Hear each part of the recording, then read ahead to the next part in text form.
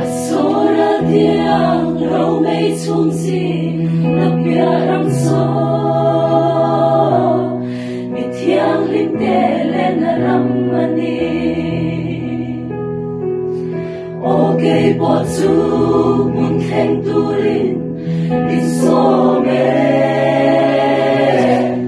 ngam lai kha thim hi ka bel huna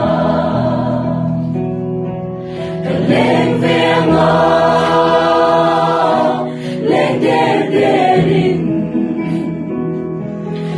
thăng van ngồi đã bar phung soi tu ai em em tu kia là cả vui vẻ âm khi chung thăng và sang ria ru na bia ram khi mi thiam lim te lên na ram mani Ringa vanga pasal charam non khen to den lâu kai vela rau tharam mahia ka leng venga lenger derin zum thang van moi na parfum soi tu ai egi Em tu kia la cả vui vẻ âm Hề đây sông lúc ngày bôi lệ nắp na râm châu Khi na tên khá ra na râm mani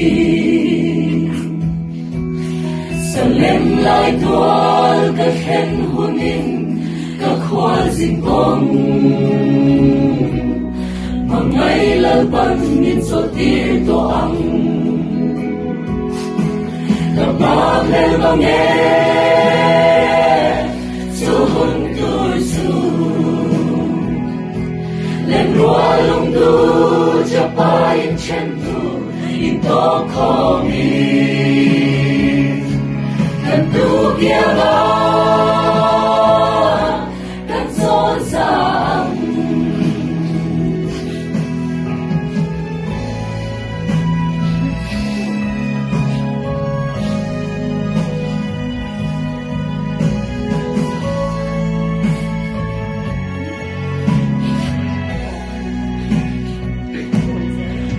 Ulal pa den khen turin cầm lại ni hia thìn lung sil phen tharin bel lamu in puan te mai pot kher lovin in thìn lung kha swale pon lo zong ka san lo se Alo kalego Nit shoy turin Aro pui na atwa famkin singing Hallelujah In peo te In pe ahunda Kadang nel mange Suhun tur su Lên rua lung tu cho ba in chen tu In to khó đi Gặp tu kia la